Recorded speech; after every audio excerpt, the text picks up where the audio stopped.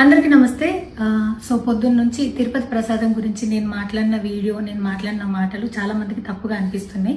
So explanation ఇచ్చే ముందే ఆ మాటలకు ఎవరన్నా హర్ట్ అయి ఉంటే డెఫినెట్గా సారీ చెప్తున్నాను. అండ్ నన్ను రెగ్యులర్గా ఫాలో అయ్యేటోళ్ళకు నాకు వెంకటేశ్వర స్వామి ఎంత ఇష్టమో తెలుసు.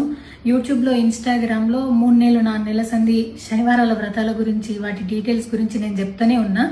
అవేవి దేని గురించి ఎవరు మాట్లాడుకోలేరు. అన్ఫార్చునేట్లీ దీని గురించి మాట్లాడినరు. ఏదైనా సరే తప్పు జరిగింది నా సైడ్ నుంచి. నా మాటలు తప్పుగా ఉన్నాయి తప్పితే నా ఇంటెన్షన్ అది కాదు. మేము రిచ్ అని అన్నది 10,000 L1 క్యూ లైన్లో నిలబడ్డప్పుడు, పొద్దున ప్రసాదం తీసుకునేటప్పుడు కాస్ట్లీ లైన్లో నిలబడ్డమని ఆ ఉద్దేశంతో అన్నాను.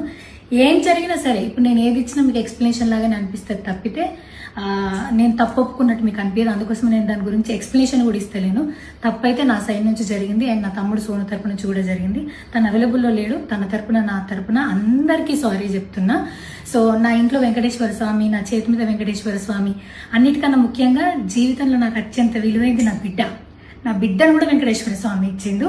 నేను ఆయన గురించి తప్పుగా ఎట్లా మాట్లాడతా? అస్సలు ఆయన గురించి తప్పుగా మాట్లాడా. ఆయన గురించే కాదు, నన్ను రెగ్యులర్గా ఫాలో అయ్యేటోళ్లకు నేను అన్ని మతాల దేవులను మొక్కుతా, అందరి దేవులను మొక్కుతా. అందులో వెంకటేశ్వర స్వామి నా జీవితాన్ని మార్చిండు. ఈ రోజు నేను అనుభవించే ఏది కూడా ఆయన దయలేకపోతే కాదు. అట్లాంటిది ఆయన గురించి నేను ఎందుకు మాట్లాడతా? అయినా సరే తెలుసో తెలకో పొరపాటు మాటలైతే నా నోటి నుంచి, మా తమ్ముడు నోటి నుంచి వచ్చినాయి. దానికి డెఫినెట్గా సారీ అడుగుతున్నా. ఇదేదో యూట్యూబ్ ఛానల్ ఏమంటారు వీడియోస్ పెట్టి కేసులు పెడతా అన్నందుకు కాదు, నాకు కూడా అనిపించింది అయ్యో అట్లా మాట్లాడి ఉండకూడదని, అందుకోసం పెడుతున్నాను తప్పితే ఇంకొక ఉద్దేశం అయితే ఏమీ లేదు. నేను మళ్ళొకసారి టీటీడీ మెంబర్స్కి అండ్ నా మాటల వల్ల హర్ట్ అయిన ప్రతి ఒక్కరికి నేను నా తరపు నుంచి సారీ చెప్తున్నా.